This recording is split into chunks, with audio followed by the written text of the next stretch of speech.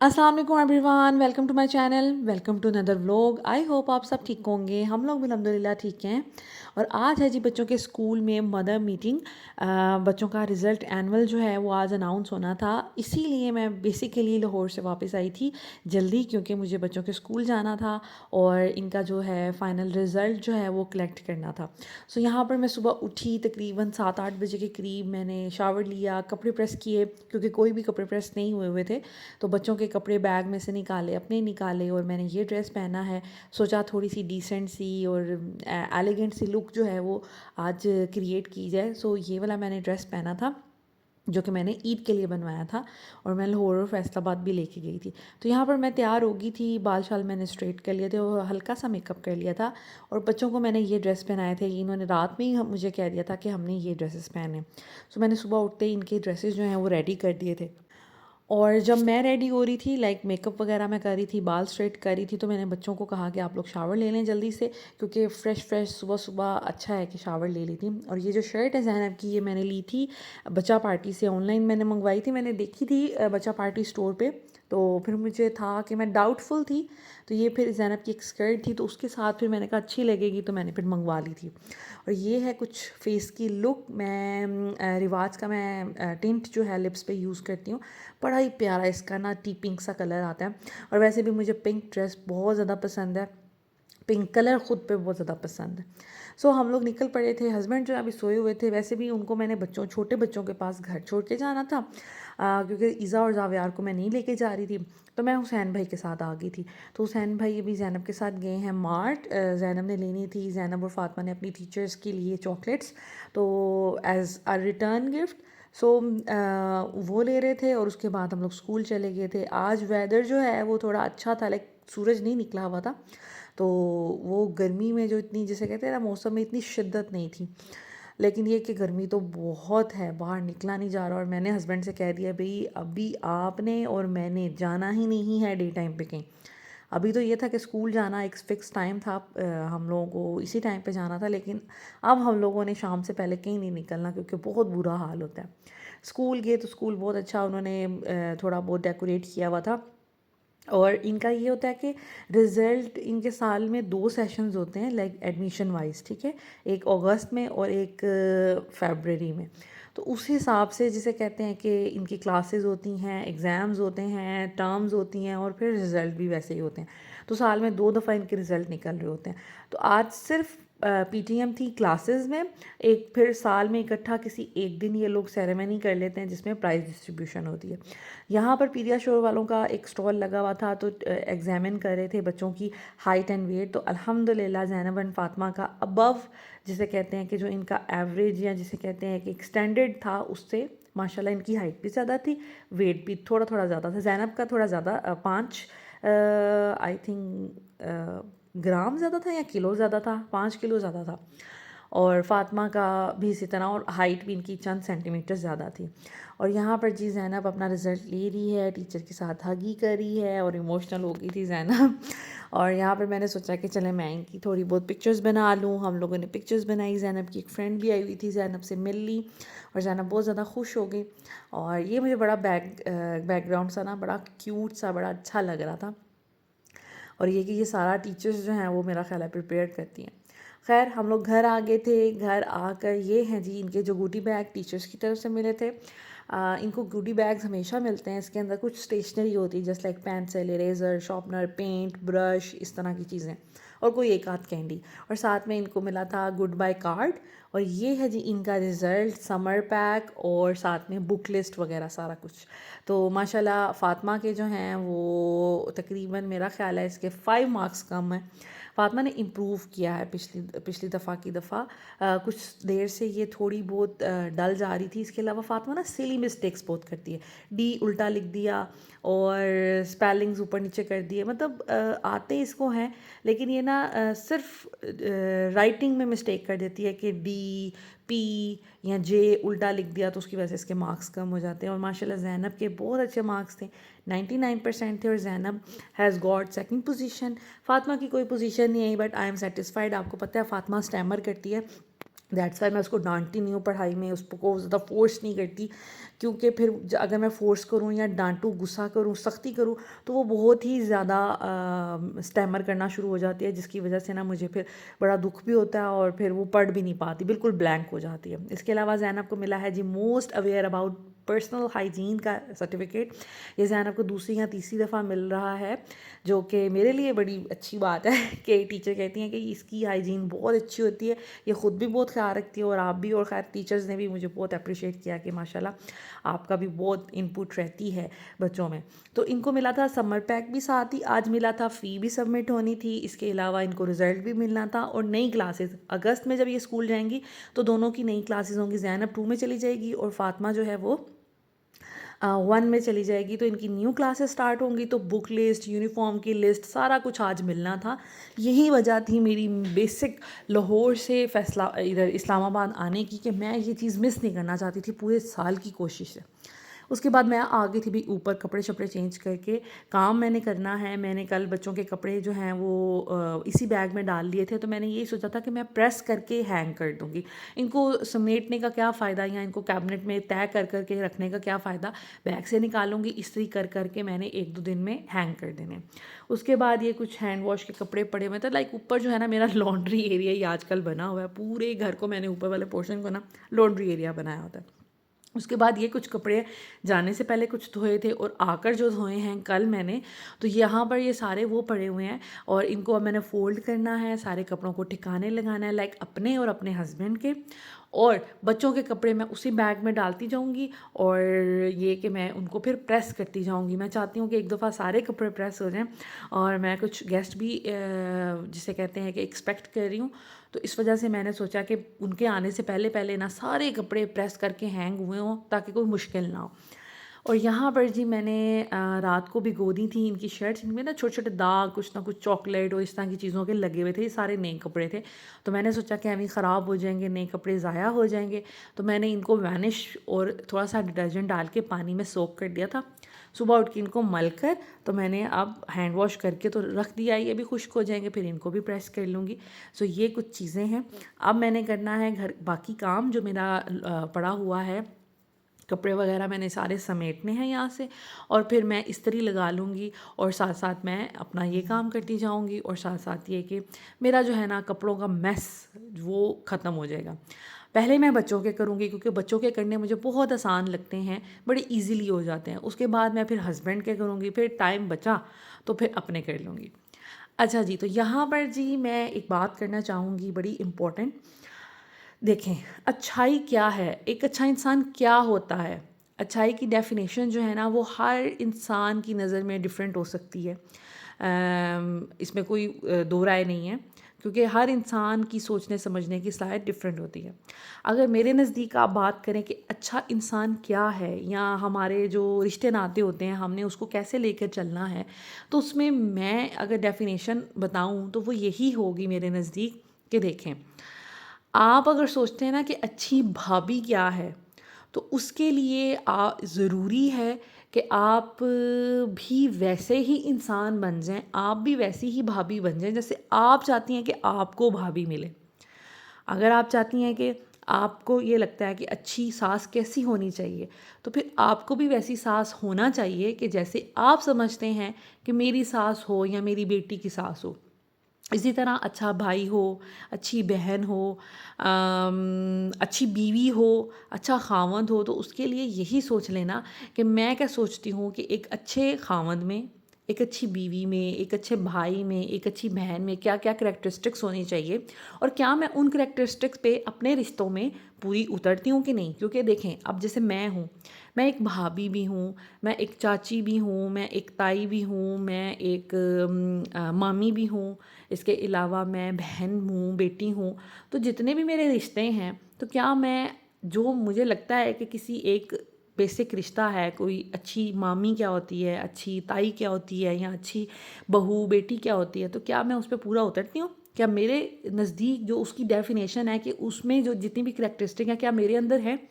मेरा तो ये ख्याल है।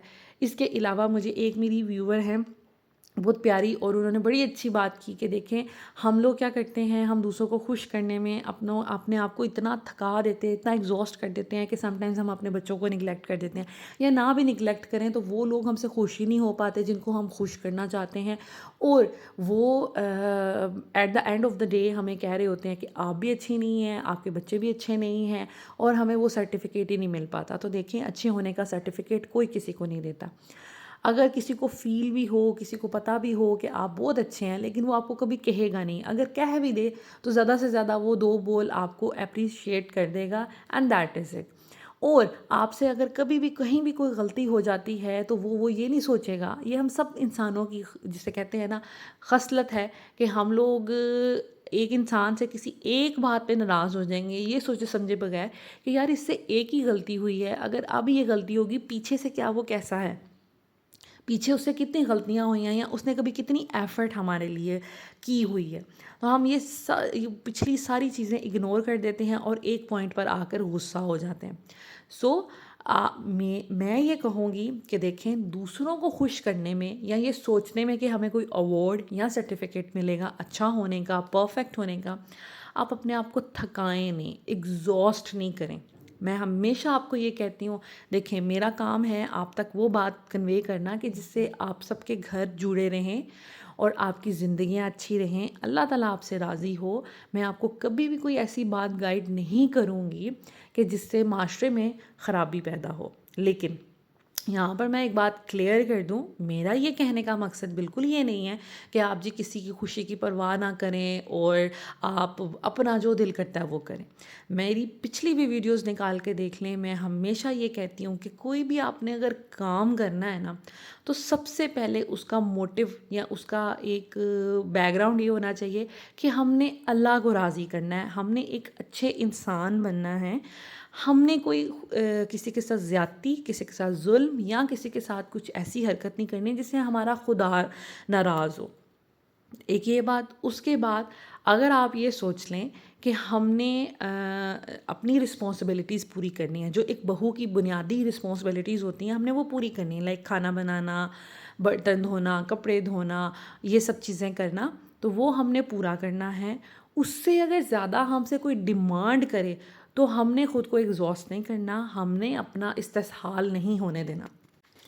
देखें, हम लोग कभी भी इस दुनिया में सबको खुश नहीं कर सकते। अगर हम अपनी सास को खुश करना चाहेंगे ना, तो शायद हमारा हस्बैंड हमसे नाराज़ हो जाए कि भाई आपके पास मेरे लिए टाइम नहीं है। अगर हम अपने हस्बैंड को खुश करना चाहेंगे तो शायद हमारे सास ससुर हमसे नाराज़ हो जाए।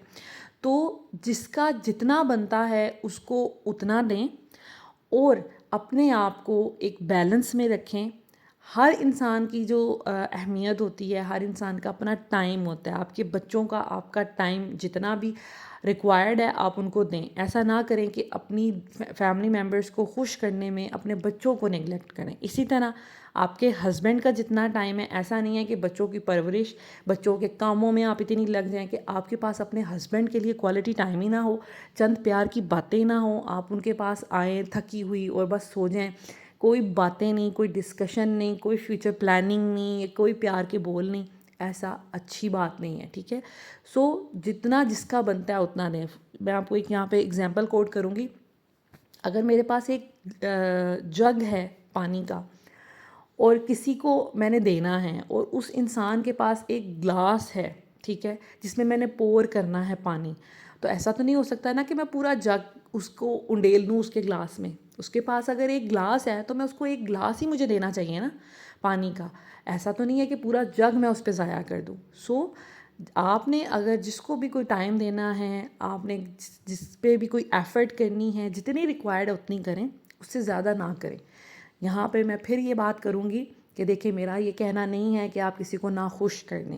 अपनी बेसिक रिस्पॉन्सिबिलिटी आपको जो लगता है ना कि मेरी एज अ बहू रिस्पॉन्सिबिलिटी है ये, तो उसको पूरा करें।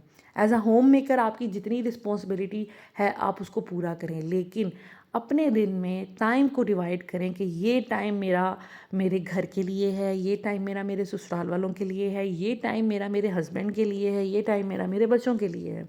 इस तरह क्या होगा कि सब लोग जो हैं, आप एक बैलेंस क्रिएट कर पाएंगी और आपकी सेटिस्फेक्शन के लिए वो चीज़ बहुत ज़्यादा ज़रूर होगी कि यार हाँ मैं तो अपना पूरा 100% दे रही हूँ सबके साथ, ठीक है। और मेरा ये कहना है कि कभी भी अपने घर के कामों में या अपनी प्रॉब्लम्स में, अपनी तकलीफ़ों में आप स्ट्रेस्ड हैं, आपको एंजाइटी हो रही है, डिप्रेशन है, इसमें अपने बच्चों को इग्नोर ना करें। अव्वल तो बच्चे पैदा ना करें, ठीक है। और अगर आपने पैदा कर लिए हैं बच्चे, उस सिचुएशन में अब आपकी ज़िम्मेदारी है, आपने बच्चों को पालना है, उनको हर चीज़ प्रोवाइड करनी है, उनकी ज़रूरियात पूरी करनी है और उनके लाड भी उठाने हैं, उनके साथ खेलना भी है, उनके साथ प्यार भी करना है। तो अगर तो आप सोचते हैं कि लाइफ बहुत मुश्किल है और ससुराल वाले ऐसे हैं या हस्बैंड ऐसा है, तो कोशिश करें कि आप लाइक आपके बच्चों की जो नंबर है वो कम हो, जैसे 1 या 2 बच्चे आपकी ज़िंदगी गुजारने के लिए बहुत हो सकते हैं। और अगर आप सोचते हैं कि नहीं मैं सब चीज़ों को साथ लेके चल सकती हूँ, तो ठीक है, आप अपनी जितनी मर्ज़ी फैमिली बनाएं।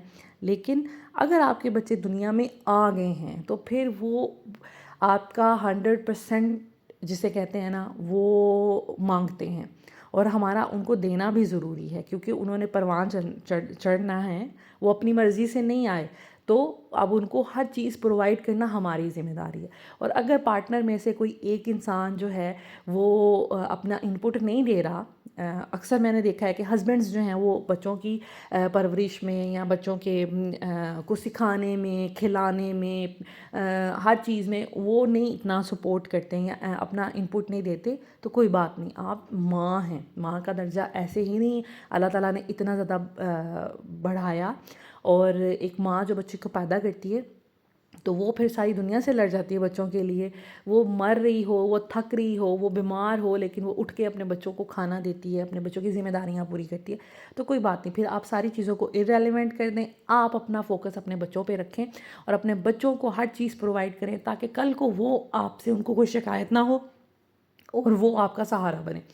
सो आई होप जो मेरा जिसे कहते हैं कि जो मैसेज था मैं कन्वे कर सकी हूँ। आप लोगों में से कितने लोग हैं जो इससे डिसएग्री करते हैं या इससे एग्री करते हैं, और आप वो करें जो आपको सही लगता है और आपको लगता है कि इससे खुदा जो है वो मेरा राज़ी हो जाएगा। क्योंकि बंदे तो कभी भी राज़ी नहीं होते, और जितना मर्ज़ी कर ले, और एक जो इंसान होता है ना उसकी खसलत है कि उसको और कुछ ना कुछ नया, कुछ ना कुछ डिफरेंट, और उसको ये सब चीज़ें चाहिए। और कहीं पे आपने अगर स्टॉप कर दिया तो पिछली सारी जो रियाजत है ना वो सारी ज़ाया हो जाती है।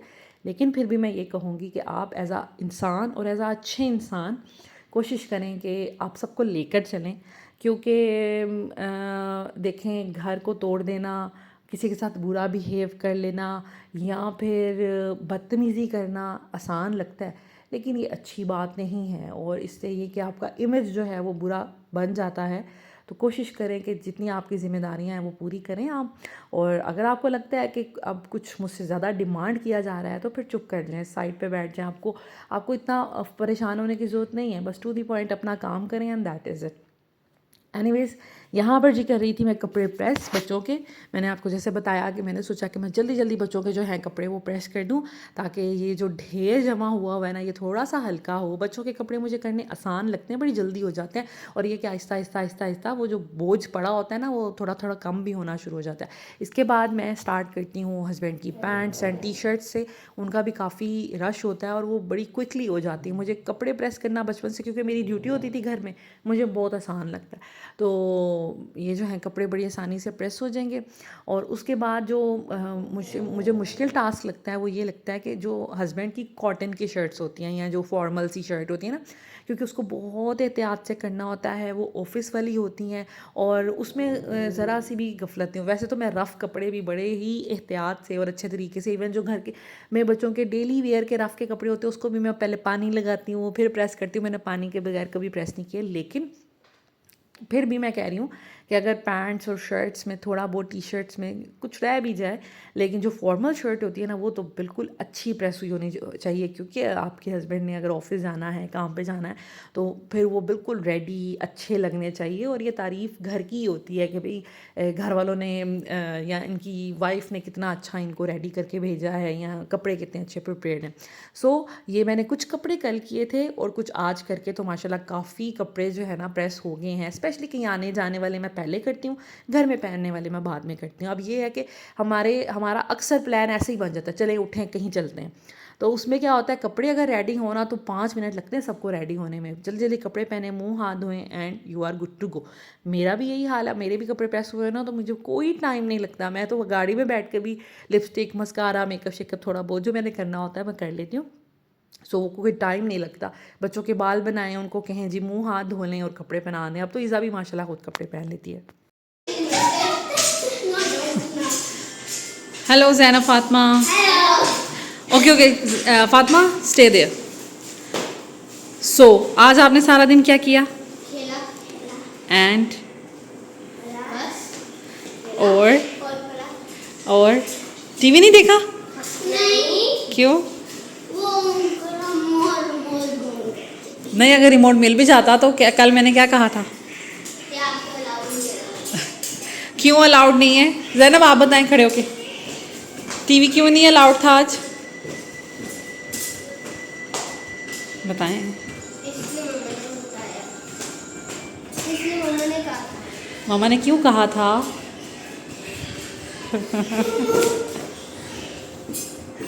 बताएं। रात को शरारतें कर रही थी, दैट्स वाई। आज सारा दिन टीवी देखा, मोबाइल? हम फोन देख सकते हैं सारे। नहीं नहीं नहीं नहीं ज़ैनब, मोबाइल देखा आज सारा दिन?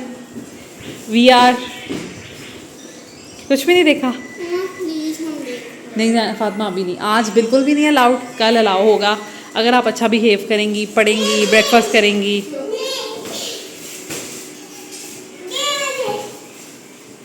इज़ा आपने देखा सारा दिन फ़ोन? आपने देखा था आज फ़ोन? देख और टीवी